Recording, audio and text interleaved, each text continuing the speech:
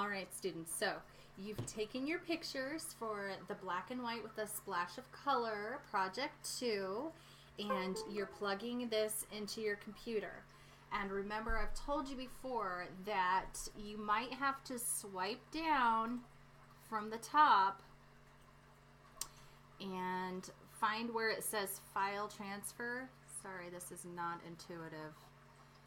This says file transfer. I know you can hardly see it, but if you click on that file transfer button, it'll ask you file transfer, photo transfer, just for charging. I always do file transfer because then I can switch over and just hit always, so that you don't have to tell your phone every single time that it has permission to transfer files. So here is my pictures folder. This is my digital arts 2, or sorry, digital photo folder, my 2017-18 block 3 folder, and I've got made a folder. You can make new folders, project 2 love, and I'm going to, and I've got my LG Stylo Plus 3 open in a different window over here. So I've got 2 Windows Explorers open, and I know I've got all of my pictures saved into my SD card. So if I go into my camera, I can go and figure out which pictures I'm going to be using. So I'm going to be using this one today. I'm going to I can leave it on my phone, or I can cut it right off of my phone and come over to this file and paste it. And there it is. So I know sometimes I have students say, I couldn't name my file.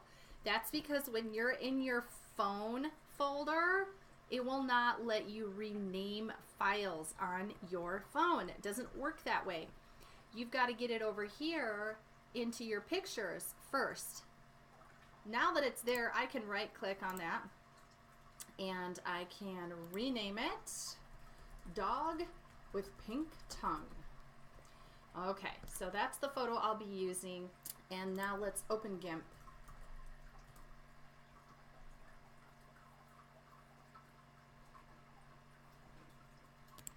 Perfect. And we can find our layers if layers aren't showing up. Actually, I do have my layers up, but just in case you don't know where your layers are at, remember, go into Windows and go into Dockable Dialogues. That is where you find everything. Your tool options are there. If your tools aren't showing up over here, that's your toolbox right there, and you can click on layers. So I'm going to go ahead and open. Okay, and then I've got to hunt down my digital photo folder, block 3, project 2 love, and here is my dog with the pink tongue. Okay, so open that, and whoop, there it is. All right, so remember in our previous videos and editing, we've talked about sizing. I can already see that this is pretty big, and I'm going to have to size it down, because look, down here it says it's showing at only 33%, and if I bring it to 100%, whoa, hugeness, huge things happening. So let's start with saving. File, save as. Well, isn't that convenient? It's saving it right to the folder I opened it from. Good. And we are going to save our first and last name comes first. Okay. Please just put your first and last name first. That's all I ask. And then you can do project 2 as the name, or you could do black and white with color as the name. However you want to name it, but be descriptive with your first and last name first. It is saving this as a .xcf file, as it should be, because this is an editable GIMP file that we can open up and see all of your work in. Let's go ahead and size it right from the beginning, because it's going to slow down my RAM if the file is super big, right? So I might as well just go ahead and start off. Image, scale, image. And remember, you want your X and Y resolution to be 72. These are linked, So if you've got a 300 here or anything higher than 72, just come in here and type in 72 and hit tab, and it will automatically change the Y resolution to 72 as well. Also, we want to look at the width and height. My brain does not think in pixels, but it does think in inches. I've been taught as a child. I know how much an inch is. I know 12 inches are in a foot, and I know that if this is 40 inches wide, that's over 3 feet wide. So I don't need it that wide. I'm going to go with, let's see, 10 inches wide and hit tab. And I will scale it to that and see if that looks like a good size on my screen. And I think that absolutely is the perfect size. It's just right to fit on my monitor. If you wanted it larger, you could absolutely make it larger. Okay, so I'm going to save that change, and I am going to show you different ways of doing this project, okay? One way would be to just select this pink tongue, okay? Because it is pink, I can use something that we have called the Fuzzy Select tool. In Photoshop, this is called the Magic Wand.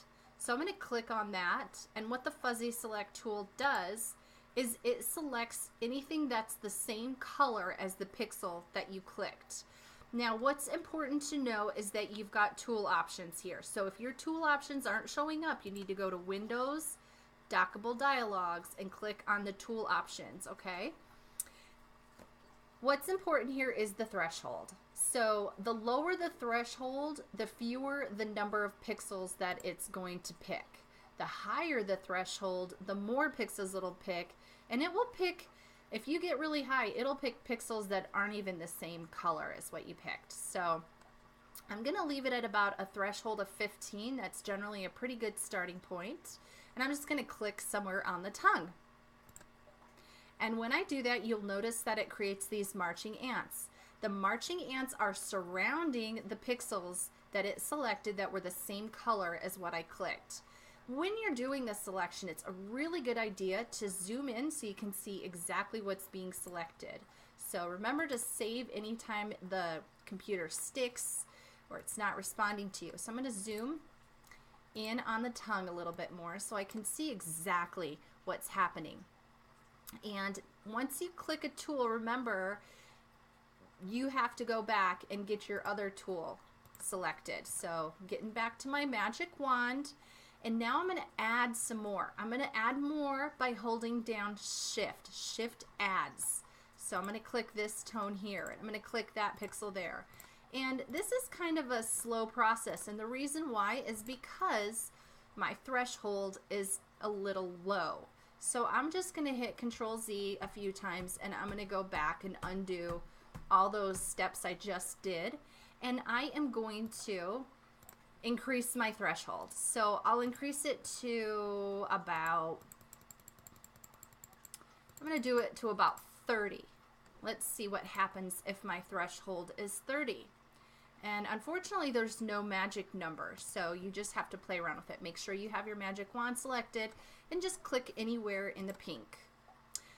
Did you notice that when I increased my threshold, it selected so much more? Perfect.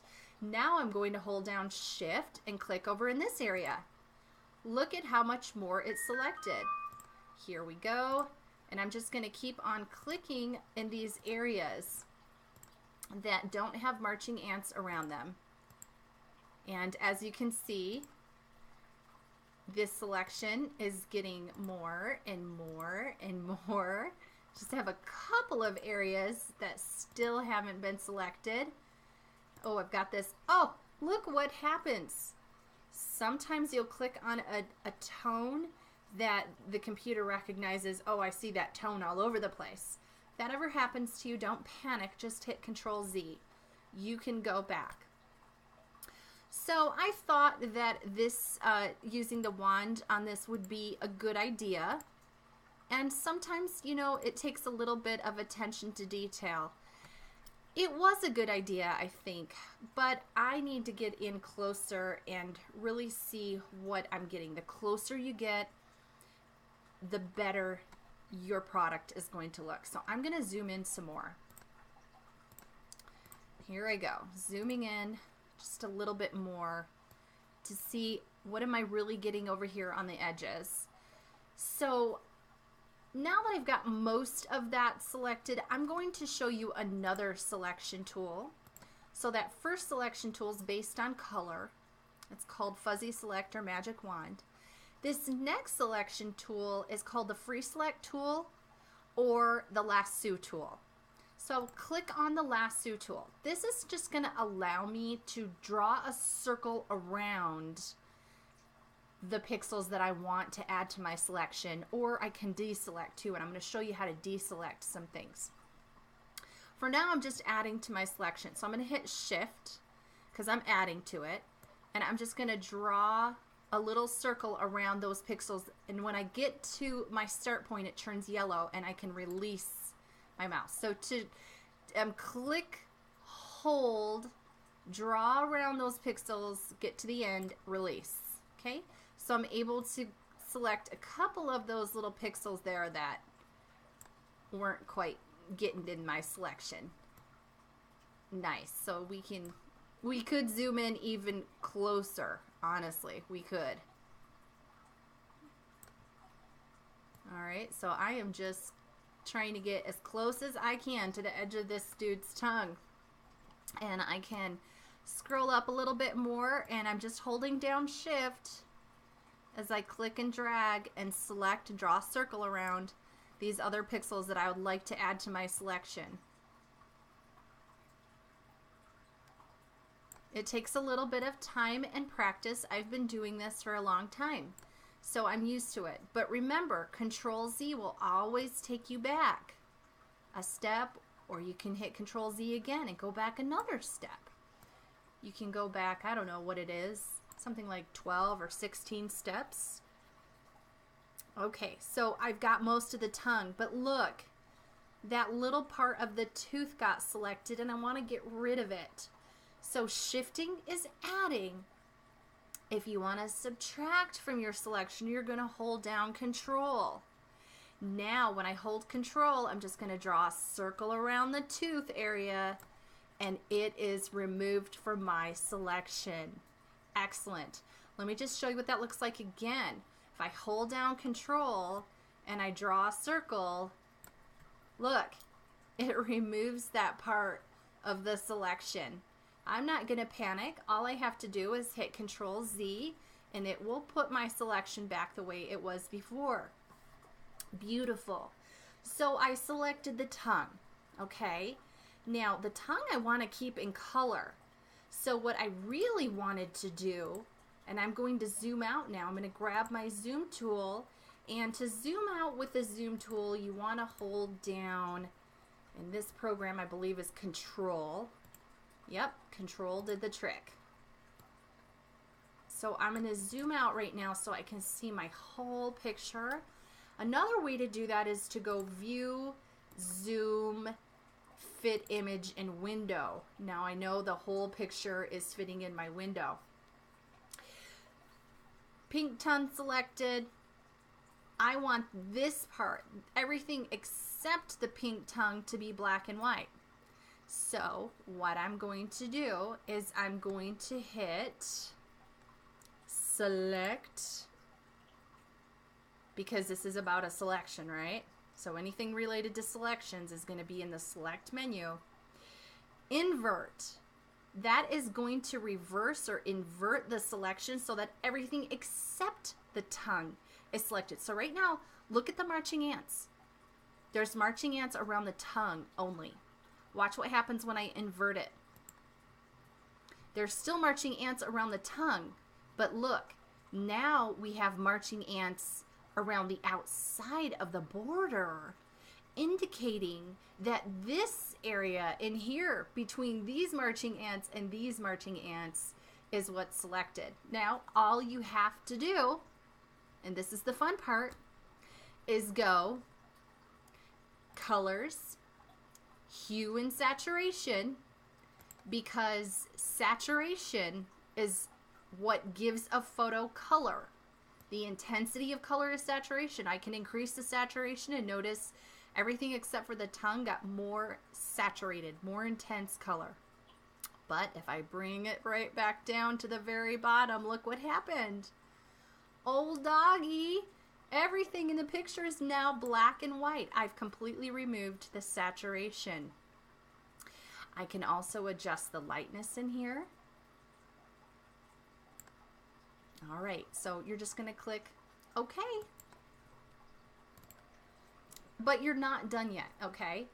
Because I want you to adjust the brightness and contrast. This is something you're always going to do in this class. So I'm going to increase my brightness a little bit, and I'm going to play around with the contrast just a touch.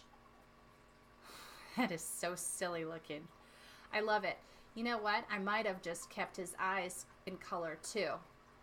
So let me just cancel this, and I'm going to hit Control Z, and I'm going to get back to where I was. So right now, everything is selected except for the tongue. So I'm going to subtract the eyes from that selection now. So I'm going to go ahead and grab my lasso tool or free select, and I'm just going, well, actually I'm going to zoom in because I want this to look good. I'm going to zoom in real quick on the eyes. Perfect. Now this time, because of the fact that I'm subtracting eyes from the selection of the dog, I'm going to be holding down Control for subtract, right? So I'm going to go ahead and just draw around the eye. Okay. And then I'm going to do the same thing, holding down Control, drawing around the eye. And, you know, I don't think that that was a very good selection, so I'm going to go ahead and save. And I'm going to zoom in. I'm going to see if I can do better. So grab my right tool, and I'm going to add some. Actually, I'm still subtracting. Anything I take away from the actual dog part is a subtraction. That looks a little better. I might do that. Okay. And you'll know if you did it wrong, then just go, oh, I should have hit the Shift key instead. So, no big deal. You'll figure it out. Okay. I'm going to keep that. I'm not sure if I should do the inside of the eye here or just keep that. I'm going to just go ahead and keep the eyeball. And then over here, oh, that was a doozy. I need to take away this part of the dogs. I'm going to be shifting to get rid of that. And I'm going to be hitting Control. There. I know it's a little confusing. Sometimes you just have to let yourself see. I did it backwards. No problem. Just hold down the opposite key. So it looks like I needed to hold down Control to get that.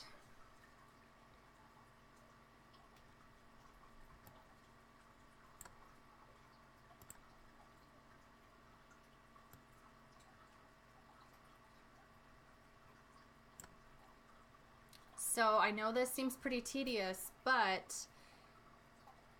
the closer you get to your actual selection, to the borders of what it is that you're coloring or removing black and white or whatever you're doing, the better it's going to look. It's going to look more realistic.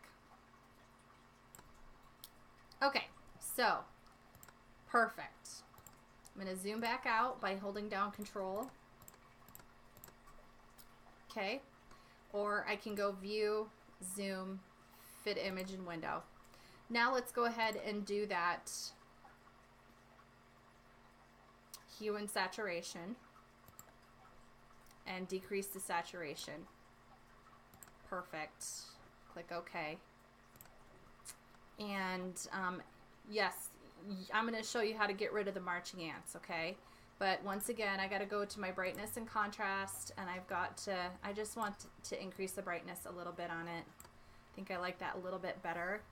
I'm going to go OK. And while everything is still selected, I'm also going to go ahead and go to Select, Invert, And now I just have my eyes and my tongue selected. I'm going to go to brightness and contrast, and I'm going to adjust the brightness and contrast as well of those areas.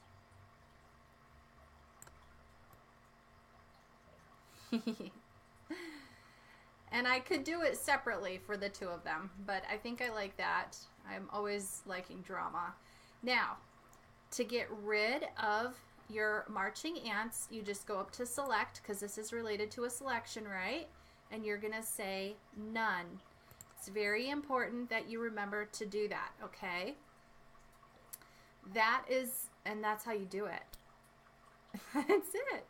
Isn't that awesome? So go ahead and click save. And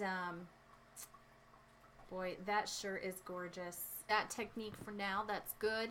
And you're going to have to export this now, because this is not an image that we can see unless we're inside GIMP. You have to export it or send it out. So we're exporting now, and you're going to export it with the same name, your first and last name, right? And it is going to say ping. At first, you need to get rid of ping and type in JPG, or if it is easier for you, go down here where it says select file by type and click on that and scroll until you get to JPEG. It's alphabetic. And then once you click on JPEG, notice up at the top, it's going to automatically change that extension to .jpg for you. Remember that you need to move this over so that you can see your image, because you're going to now optimize the file quality. You're going to click export, and then this next image optimization window comes up. So we're going to click on the preview, and right now I'm at 94% and my image is only 93 kilobytes. So I have room to move it all the way up to 100% quality, and I did not even hit 500 kilobytes, which is half a meg. So remember, I want your file sizes to be upward as far as they can to maximum of 500 kilobytes. Okay, so if you can afford 100% quality without hitting 500, perfect. And just click export. Perfect. So here's how you submit. All right, so you're just going to go into the content, and you are going to find project 2, black and white with a splash of color. There's the directions. Here's your Dropbox. When you click on that Dropbox, it doesn't show up for me because I'm a teacher, but it will give you an upload prompt here, and you'll click upload, and you'll find the file where you saved it, and you're going to upload the original photo and your JPEG with your changes. So you could click one and hold down Control and click the other one, and then upload or select or whatever it says right here, both of them at the same time. Once you've got them uploaded, you still need to click submit. If you don't click submit, what happens is when you come back out of the Dropbox, they disappear. So make sure you upload and submit both the original and your awesome black and white with a splash of color. Can't wait to see them. Have fun.